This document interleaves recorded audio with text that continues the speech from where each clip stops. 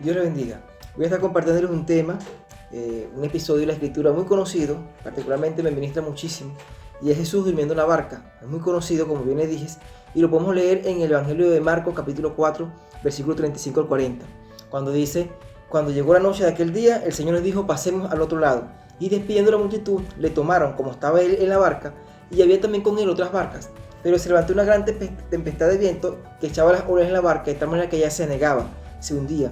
Y él estaba en la popa, durmiendo sobre un cabezal, y le despertaron y le dijeron: Maestro, ¿no tienes cuidado que perecemos?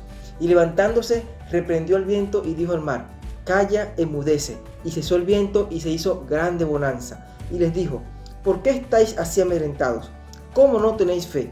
Entonces temieron con gran temor y se decían el uno al otro: ¿Quién es este que aún el viento y el mar le obedecen? Oramos. Señor, en esta hora te doy gracias por tu palabra, que es viva y que es eficaz, Padre de la gloria. Yo te pido en este momento que tu Espíritu Santo, que nos conduce a toda verdad, nos pueda hablar a través de esta palabra y que podamos ser edificados en cuerpo, en alma y en espíritu. Añade bendición a tu palabra para que ella corra y sea glorificada y llegue al efecto por la cual tú la vas a enviar en esta hora. En el nombre de Jesucristo Nazareno bendito, nombre sobre todo nombre. Amén. Gloria a Dios. Ante la aparición de la pandemia COVID-19, el estado de catástrofe decretado a nivel mundial por la Organización Mundial de la Salud, han salido muchas frases despectivas atacando a la iglesia del Señor, atacando el evangelio, atacando el cristianismo. De hecho, la mayoría, obviamente, vienen desde la trinchera del ateísmo, del escepticismo, de los incrédulos, y hay muchas frases como, por ejemplo: las iglesias no sirven para nada en este momento de pandemia. Está demostrado que las iglesias no aportan nada en este estado de catástrofe. Unos son más atrevidos, más osados, y dicen frases más despectivas como esta: que se siente que un agua y jabón o alcohol gel sea más poderoso que tu Dios, cayendo en la necedad que dice el Salmo 14, el Salmo 53, el necio que dice en su corazón que no hay Dios. Realmente no es que no exista Dios, realmente es que Dios haya perdido fuerza o que la iglesia no puede hacer nada ante este estado de catástrofe. Obviamente hay un propósito divino en todo esto que está viviendo el mundo entero. Solamente Dios, que conoce todas las cosas, sabe realmente el origen, las causas y la intención con la cual está ocurriendo esta pandemia a nivel mundial. Pero lo que diga el incrédulo, lo que diga el ateo, lo que diga el escéptico, lo que digan los anticristianos, los enemigos del evangelio, no va a cambiar para nada que Dios deje de ser Dios, que Él deje de ser omnipotente. Sabemos por las Escrituras que Dios tiene unos atributos. Unos son atributos comunicables, atributos transferibles que Él puede transferir a sus hijos, a los que le reconocemos, como por ejemplo el atributo de la santidad. En Levítico 11:44 dice: sed santo como yo, Jehová, que los llamo, soy santo. También lo repite el apóstol Pedro en la primera carta, capítulo 1, verso 16. También está el atributo del amor, que Dios nos comunica a nosotros. Romanos capítulo 5, versículo 5 dice que el amor de Dios ha sido derramado en nuestros corazones por el Espíritu Santo que nos fue dado. Primera de Juan capítulo 4, verso 8 nos dice que Dios es amor y que todo el que ha conocido a Dios tiene amor. También está el atributo que nos comunica, que es el atributo de la misericordia. En la oración del Padre Nuestro, Mateo capítulo 6, versos 12 y 13 dice, cuando oramos al Señor: perdona nuestras deudas, así como también nosotros perdonamos a quien nos debe. Pero hay atributos que no son comunicables, que el Señor no transfiere, que le pertenecen solamente a su persona, que es, por ejemplo, el atributo de su omnipotencia. Dios es todopoderoso, como se le reveló a Abraham allá en Génesis capítulo 17, cuando le dijo a Abraham: yo soy Jehová, el Shaddai, el todopoderoso que te sostiene. En Jeremías capítulo 32, verso 27, el Señor, hablando a través del profeta, dice: he aquí yo soy Jehová, Dios de toda carne, ¿habrá algo imposible para mí? Lucas 1:37, el evangelista dice: para Dios no hay nada imposible, porque Dios es omnipotente, todo lo puede. Otro atributo que tampoco es comunicable de parte del Señor es su omnipresencia. Dios está en todas partes. Allá el salmista, Salmo 139, verso 7, dice: ¿a dónde huiré de tu presencia? En todas partes está el Señor. Apocalipsis capítulo 5, verso 6 dice que los 7 espíritus del Señor recorren la tierra. Igualmente, Hebreos capítulo 4, verso 13 dice que todas las cosas están desnudas, están expuestas, exhibidas a los ojos del Señor, a quien tenemos que dar cuenta. Igual, otro atributo no comunicable, no transferible que también tiene el Señor, es el atributo de su omnisciencia, de su omnisapiencia. Dios lo sabe todo, como bien lo decía allá en la oración de Salomón, en 1 Reyes capítulo 8, verso 39, cuando decía: tú eres más grande que el corazón y tú conoces todos los pensamientos de los hijos de los hombres. Allá también Isaías capítulo 46, verso 10 dice que Dios conoce todas las cosas desde el principio hasta el fin. el salmista, Salmo 139:4 dice que antes que nosotros pronunciemos la palabra, ya el Señor la conoce. 1 Juan capítulo 3 versículo 20 dice que Dios conoce todas las cosas, porque Dios es omnisapiente, Dios es omnisciente, conoce todas las cosas. Jeremías capítulo 17 verso 10 dice que Dios escudriña la mente y el corazón del hombre. Por Proverbios 16:2 dice que Él pesa el espíritu del hombre. Son atributos que no son comunicables para el hombre, igual que su eternidad, porque Dios es un Dios eterno, el hombre no es eterno, perdió la eternidad cuando pecó. Entonces ahí en el episodio de Jesús en la barca durmiendo, podemos observar las dos facetas del Señor, la faceta del Jesús hombre y del Jesús divino. Recuerden que Jesús, cuando vino a esta tierra, Él vino como Dios y como hombre, 100% Dios y 100% hombre. Allá en la carta del apóstol Pablo a la iglesia en Filipenses capítulo 2 versículos 6 al 10, dice que Dios no escatimó el ser Dios, el ser igual a Dios como cosa a que aferrarse, sino que se despojó, no de su divinidad, sino de su condición en los cielos, como Dios en los cielos, para hacerse hombre, y su condición de hombre obediente hasta la muerte y muerte de cruz. Donde leemos que fue 100% Dios. En el Evangelio de Juan capítulo 1 verso 1 y 2 dice que Dios, el verbo que estaba con Dios, era Dios. Y donde leemos que era 100% hombre, verso 14 del Evangelio de Juan capítulo 1 dice que ese verbo fue hecho carne. Por eso que el escritor de los Hebreos capítulo 4 versículo 15 dice que Jesucristo, como sumo sacerdote, fue tentado en todo como hombre, pero no pecó.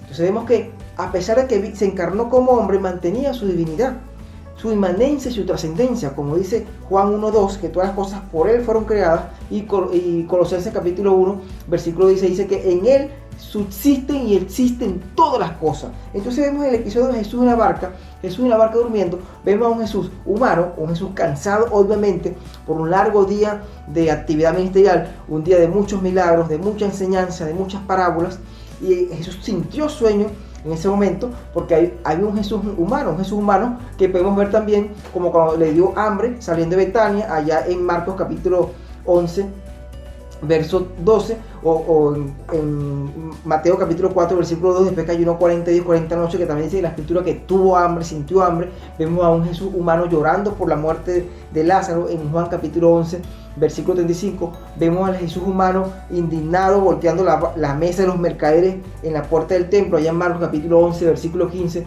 Vemos a un Jesús humano sudando como gotas de sangre por un estado emocional muy fuerte allá en Getsemaní la noche antes de ser entregado. Allá en Lucas capítulo 22 verso 44, un Jesús que tuvo sed cuando iba cruzando o atravesando la ciudad de Samaria. Allá en Juan capítulo 4 versículo 6, de hecho en la misma cruz del Calvario agonizando, vimos al Jesús humano, Jesús muriendo como hombre de un infarto de tanto dolor, teniendo sed, como dice Juan capítulo 19 verso 28. Ese Jesús humano que estaba allí en la barca durmiendo, que sintió cansancio, que había dicho minutos antes, cuando llegó la noche de ese día, pasemos al otro lado, crucemos al otro lado. Y allí va a comenzar a manifestarse el Jesús divino, el Jesús con su omnipotente, con sus poderes, el Jesús divino que caminó sobre las aguas, que había sanó leproso, levantó paralíticos, dio vista a los ciegos, expulsó demonios. Cuando se levanta la tempestad y los discípulos que estaban con el Señor en la barca, hombres muy duchos, muy diestros, que toda su vida conocían el mar, comenzaron a tratar de sobrevivir por sus propios medios. Entonces levantaron al Señor, lo llevaron a decir: Señor, levántate, no ves que perecemos. Y el Señor sencillamente dio una orden. El Señor dijo solamente al mar embravecido: calla, enmudece. Igual como el Señor le decía cuando expulsaba a los demonios, que le decía: cállate, sal de él. Con autoridad habló el Señor, y inmediatamente el mar, dice la Escritura, que se calmó, cesó y se hizo grande bonanza. Una palabra de autoridad del Señor bastó. Solamente la palabra del Señor, una palabra pronunciada por el Señor, una palabra de autoridad por la omnipotencia del Señor basta para calmar la tempestad más grande que se quiera levantar. Pero el Señor había dado una orden. El Señor había dicho a ellos: crucemos al otro lado. El Señor sabía que tenía que atravesar el mar de Galilea, el lago Tiberiades, el mismo lugar donde el Señor caminó sobre el agua, un mar de 21 kilómetros de largo por 8 kilómetros de ancho, aproximadamente 12 metros de profundidad, un mar que tenía unas características particulares porque estaba rodeado por los montes más altos de Israel, los altos del Golán. Estaba el monte Merón de 1208 metros, el monte Hermón de 2804 metros aproximadamente, el monte que habla el salmista, y ahora en Salmo 123:3, cuando dice: es como el rocío que cae sobre el monte Hermón. Y estas características, al estar rodeado de montañas muy altas, se prestaba para que se levantaran sorpresivas tempestades como la que ocurrió aquella noche en el mar de Galilea. Pero el Señor había dado la orden. ¿Y qué ocurría? El Señor sabía que tenía que pasar de Capernaum de Galilea hasta Genesaret, hasta Gadarena. Había un propósito que el Señor tenía que cumplir. Había una palabra dada en Isaías, capítulo 9, versículos 1 y 2, donde esa tierra iba a ser llena de la luz resplandeciente. La tierra que moraba en sombra de muerte, en aflicción, iba a ver la luz resplandeciente de Jesucristo. Y esa palabra tenía que cumplirse, porque cuando se da una palabra, se cumple. Cuando el Señor da una palabra, el consejo de Dios permanece, como dice el Salmo 33:11. El consejo de Dios permanece. Job 23:3 dice, cuando el Señor determina algo, lo va a cumplir. Lo va a cumplir. Malaquías capítulo 3, versículo 6 dice que el Señor no va a cambiar, porque Dios es inmutable, que es uno de sus atributos. Él no cambia por las circunstancias, por los tiempos. Él sigue siendo Dios. Por lo que piense, diga la gente, Él sigue siendo Dios. Hebreos capítulo 13, versículo 8 dice, Él es el mismo ayer, hoy y por los siglos. Él sabía que tenía que cruzar el mar, se levantara quien se levantase. Esa tempestad se levantó para tratar de evitar el propósito de que Dios cruzara al otro lado del Jordán, como estaba escrito en la profecía de Isaías capítulo 9, versículo 1 y 2, pero Él iba a pasar, Él iba a cruzar, porque en su omnipotencia Él iba a controlar cualquier circunstancia que se interpusiera para tratar de evitar su propósito. Y fíjense que no era cualquier cosa, porque las tempestades que se levantaban en el mar de Galilea tendían a hundir las barcas, golpeaban fuertemente las embarcaciones.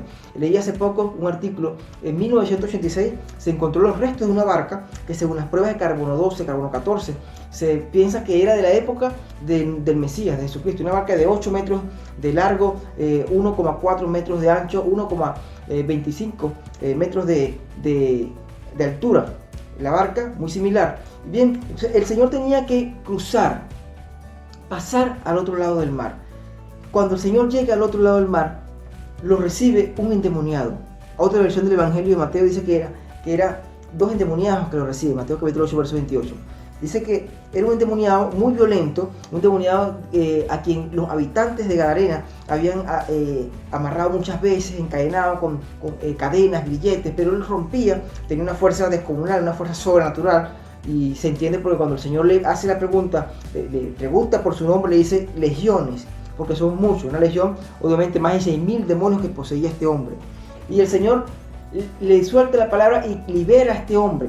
Había un propósito del Señor de cumplirse, pero yo quiero detenerme aquí un momento, porque el Señor venía de Capernaum de Galilea, y cuando llega a Gadarena, aquí había algo interesante, nota interesante, y es que estas dos ciudades eran antagónicamente opuestas en cultura, en sus orígenes.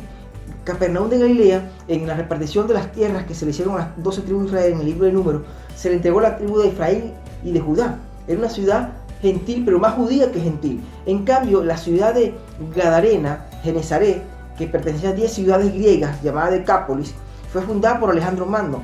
Mientras que en Capernaum de Galilea había sinagogas, como pudimos ver en Lucas 4:17, se adoraba al Señor, habían judíos, habían escribas, habían fariseos. En el otro lado del mar era lo contrario, habían templos griegos, se adoraban cualquier cantidad de dioses del Olimpo, habían templos para Zeus, para Hera, para Hefesto, para Artemisa, para Diana, para Hermes, para Dionisio, para Poseidón, que era el dios de los mares. Y en Capernaum de Galilea adoraban solamente a Jehová, o sea, había cierta diferencia. Mientras en Capernaum de Galilea había cierto escepticismo, había cierta incredulidad.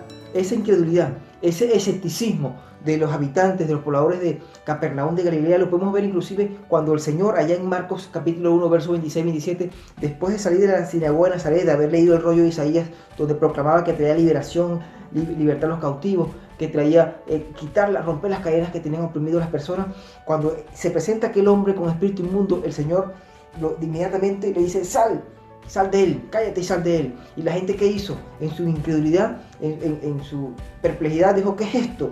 ¿Qué doctrina nueva es esta? Los que habían dicho anteriormente, este enseña con autoridad, como quien tiene autoridad, ahora decían: ¿qué doctrina nueva es esta? Que con autoridad echa fuera los demonios. La gente sorprendida, porque había incredulidad en Capernaum de Galilea, mientras que en Gadarena, al otro lado del mar, en Genesaret, la gente era muy crédula, creía en todo. Creía en todo lo que se moviera, en todo lo que volara, en todo lo que respirara. Tanto así que había un endemoniado que tenía a toda esa gente atemorizada. Y cuando el endemoniado gadareno que el Señor llega hasta esa tierra a cumplir la profecía que había sido dada 600 años antes, en Isaías capítulo 9, versículo 1, que a esa tierra también, del otro lado del mar y del Jordán, llegaría la luz resplandeciente, que es Jesucristo, como dice Isaías capítulo 60, verso 1, levántate y resplandece porque ha llegado tu luz. Cuando venía esa luz resplandeciente, ese Fausto Cosmo, ese Egos Mundi, ese Sehaj Elohim, la luz de Cristo, la luz del Creador, a esa tierra, el gadareno, el endemoniado inmediatamente identificó que era el Hijo del Altísimo que estaba pisando ese lugar, porque los demonios creen y tiemblan, dice Santiago capítulo 2, versículo 19. No solamente reconocieron que era el Hijo del Altísimo que venía a traer liberación, sino que se postraron delante del Señor y le rogaron que no los sacara de aquella región. Ellos le rogaron porque el Señor los estaba ordenando salir de esa región, pero ellos no querían. Ellos prefirieron que el Señor los dejara entrar en un alto cerro porque se sentían como en su zona de confort, en una región donde la credulidad, el fetichismo, la superstición había hecho una fortaleza en ese lugar. Ellos pensaron, los habitantes, que en ese mar de Galilea, donde se levantó la tempestad, intentando evitar el propósito del cumplimiento de esa profecía, estaba dominada por el dios de los mares, por Poseidón, dios de los mares, hijo del dios del tiempo, de Cronos, hermano de Zeus, dios del trueno, dios del cielo, del Olimpo griego, cuando el que estaba presente en la barca durmiendo en el cabezal es el Hijo de Dios, el Hijo del Dios Altísimo, el dueño absoluto del tiempo, como se conoce en hebreo, el Olam, el Señor. Y era necesario que Él llegara a esa región para alumbrar con su luz resplandeciente y traer liberación a toda Gadarena. Para traer liberación, cuando Dios da una palabra, no existe, no vale diablo, no vale entidad espiritual que evite el cumplimiento de esa palabra. Dios ha prometido bendecir a muchas personas. Dios ha prometido bendecir y derramar su gloria en muchas naciones en estos últimos días. Y así el enemigo se levante con trampa, se levante atacando a la iglesia del Señor, se levante de muchas maneras, como en este momento está siendo atacado el cristianismo. Eso no va a impedir el propósito de Dios. El Señor cumplirá su propósito en mí, escribió el salmista, Salmo 138:8, porque el consejo de Dios permanecerá. Salmo 23:11, Salmo 102:27, lo que Dios ha determinado, Job 23:13, eso se cumplirá. Dios ha prometido bendecir, Dios lo ha determinado, Dios lo va a cumplir. Levántese quien se levante, la tempestad que se levante, Dios va a llevar a cabo y va a cumplir ese propósito, porque una palabra ha sido dada en muchas vidas. Y al igual que en Capernaum de Galilea se había profetizado que iba a ser bendecido, que iba a alumbrar la luz de Cristo en ese lugar, también se ha prometido que el Señor va a bendecir muchas vidas, muchas ciudades, muchos países en estos últimos tiempos que en este momento están pasando por vicisitudes, por tempestades, por tiempo de aflicción, pero el Señor va a bendecir. Dios les bendiga grandemente. Les habló su hermano y amigo Emilio Pirela.